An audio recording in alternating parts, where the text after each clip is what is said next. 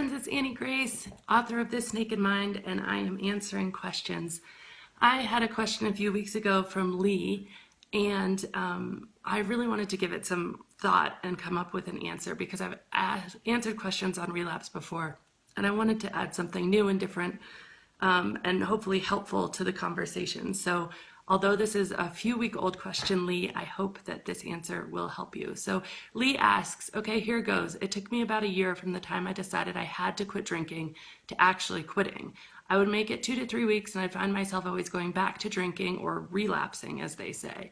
So I quit for 3 months and then I had another relapse, and now I've been sober for almost 4 weeks. My question is, what are your thoughts on relapse? What causes it? How do you deal with it? And how do you prevent it from happening again? Also, do you think you have to reset the clock and start from day one when you relapse, or does all your sober time, consecutive or not, count towards being sober? Thanks.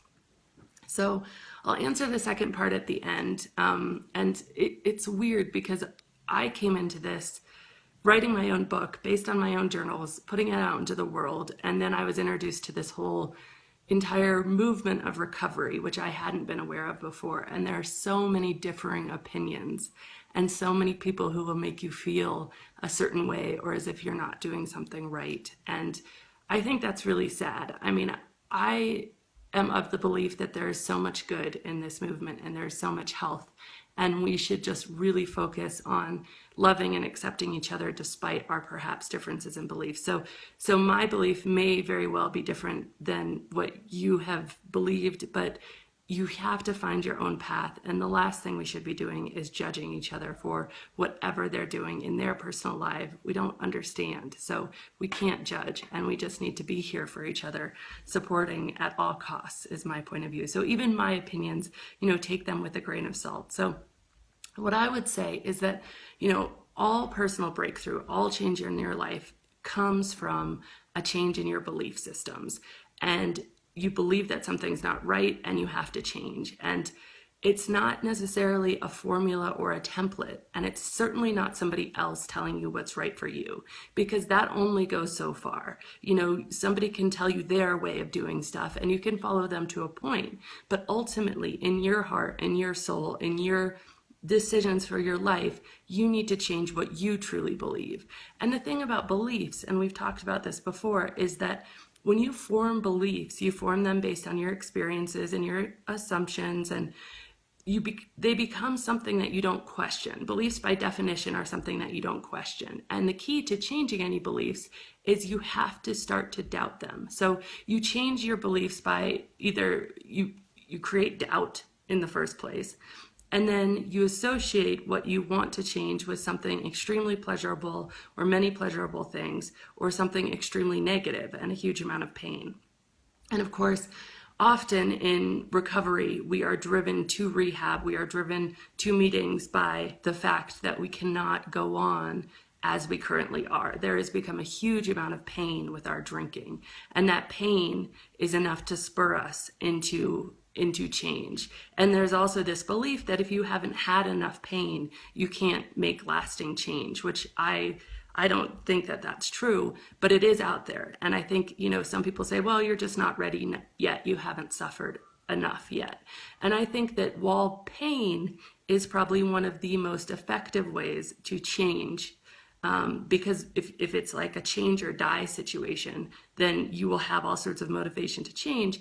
It can also fade when the pain goes away, because a few months later, you're sober, your life has started to get better, you're starting to improve all relationships in your life, all aspects, your self-respect is coming back, and the memory of pain can fade away. I mean, think about a time when you were really ill. It's really hard to remember what exactly that felt like when you're not actually in it. So I think, perhaps not quite as powerful as pain in terms of catapulting that initial change is by associating enough pleasure and enough goodness and enough positivity with the new behavior.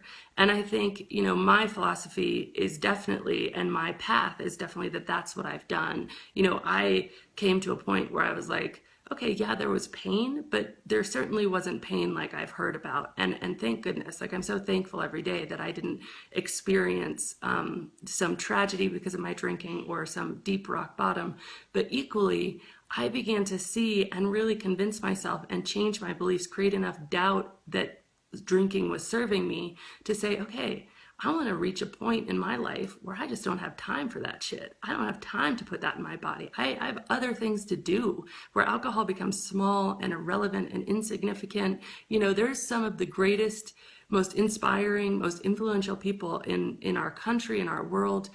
They don't drink. Why? Because why would they? Why would they do that to themselves? Why would they purposely ingest something that's going to make them sick, that's going to make them lose, touch with their senses? So I think you can also really associate pleasure to this new life that you're giving. And I think it is a little bit more of a path that takes work, because there's a lot of mind thought that goes into it, a lot of consciousness, a lot of very quickly flipping your decision. But I think it's possible. But ultimately, I think it's going to be a combination of the two. And the path there is not linear. And very often, if you stopped drinking and you're starting to receive all of the benefits that that entails, and the pain can very quickly fade. And drinking again usually quickly brings that pain back. Usually there's a huge amount of guilt. There's a lot of self-loathing. You usually feel physically pretty bad. And so you drink again, and it pretty quickly reminds you of why you stopped in the first place. And that's a good thing. That's a stepping stone on your path. That is you learning and being conscious of this. Because guess what? Now that you've had this awareness that you want to make this change, you can't go back to not having that awareness. You can't unlearn what you've learned. You can't go back into the kind of ignorance is bliss of not questioning your drinking. Like, that's already happened. And so those sorts of experiences, they absolutely will bring you further. And there's a statistic, and I don't have the source right now, but it says the average path, is many years from when someone starts to question their drinking to when someone actually leaves it behind, and happily leaves it behind and permanently leaves it behind. So, again, if you question anything, both if you question your drinking behavior or if you question your sobriety, you will eventually begin to doubt it if you question it enough. So this can obviously work for you, against you. Questioning your decision to be free from poison, you begin to doubt that decision. This is why my friend Holly of Hip Sobriety, she has a beautiful tattoo with the letters NQYD, never question your decision. And it's her memory. It's what grounds her, because when she doesn't question it, she doesn't doubt. And then guess what? Not doubting means you're not thinking about it. It doesn't take up your brain space, and you just find freedom in not questioning that decision. Also, I found freedom from alcohol by questioning, by allowing enough questions about my behavior, about my drinking experience, about what exactly is this doing for me again? Why do I feel the need to do this? Why am I feeling like crap again the next day? Like, these questions began to raise all sorts of doubts that, wait a second, alcohol is not this perfect drink that I've been led to believe. And by following those doubts through, I was really able to, discover some truths for myself and make some changes. And so questioning, obviously raises doubts, but also new experiences trigger change when they cause us to question our beliefs. So the thing about beliefs is, again, when we believe something, we don't question it.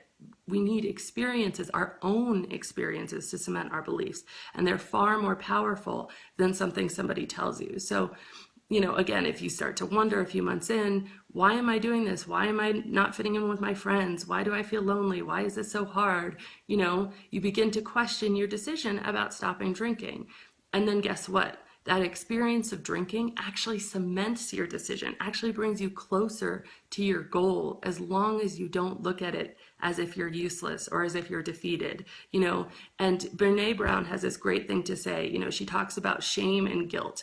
And she talks about the fact that they're very different. So guilt is this like, oh man, drink again, and maybe there's something associated where you hurt somebody's feelings. You said you wouldn't, then you did, and you had to say sorry, I don't know why I did that. And then that's guilt. You make amends and you move on and you leave it behind. And that's actually a healthy emotion.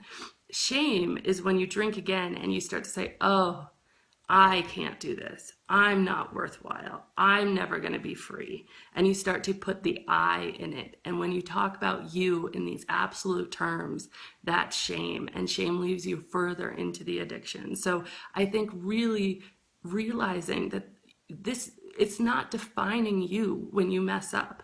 You are on this path. And as long as you are ready to continue to get up and walk forward on this path, as long as you are not just going to sit down, blame yourself, and not get up, you're going to make progress. The only time you stop making progress is when you stop walking. Now, I think that you need both of these experiences to cement your decision. You need to be able to experience a party without drinking and have a really good time, and that experience comes in really making the decision that you don't want to drink at that party, that you're not going to be pining for the drink or morning, that you're just really going to see how it goes and entertain yourself, take yourself back to your days before you ever drank, put yourself in that mindset.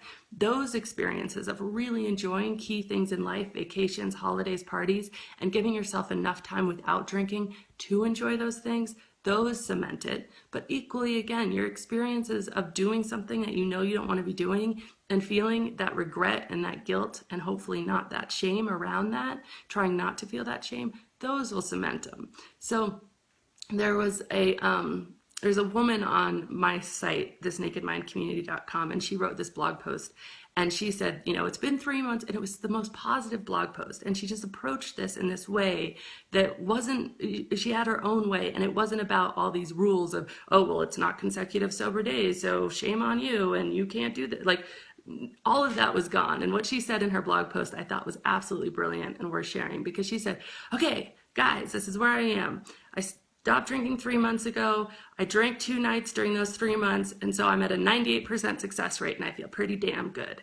And I was like, hell yeah, go girl. Like, that is so cool, because that perspective, I mean, what else do we measure? Like, we don't go into a company and say, okay, you better turn around your profitability by 100%. Next quarter. Like, we don't do that. We say, oh, look, you grew by 10%, 20%. That's amazing. Or you reduced your debt by 40%. Like, that's great. Like, we count progress in every other area of our lives, but somehow we're not going to count progress. And by the way, this woman went from drinking every night for 15 years. So for 3 months of 2 nights drinking at 98% success rate, I mean, that sounds good. That sounds great. That sounds like something she can go to bed being proud of, and guess what? She probably learned from those 2 nights, and those 2 nights were probably what kept her not drinking, the other 98 nights of those 100 days. So I would challenge you to not feel shame, to do what's right for you, and to allow your path to be your own. Your desire for change will bring you change. Your desire to know the truth about what's right for you will bring you to that place. The road may not be straight, but your journey is beautiful, and no one can walk it but you. And it's only when you fall and don't get back up, when you don't begin again, it's only then that you stop making progress. In every other instance, you are making progress, you are moving forward, and don't let anybody take that away from you. Thank you, Lee.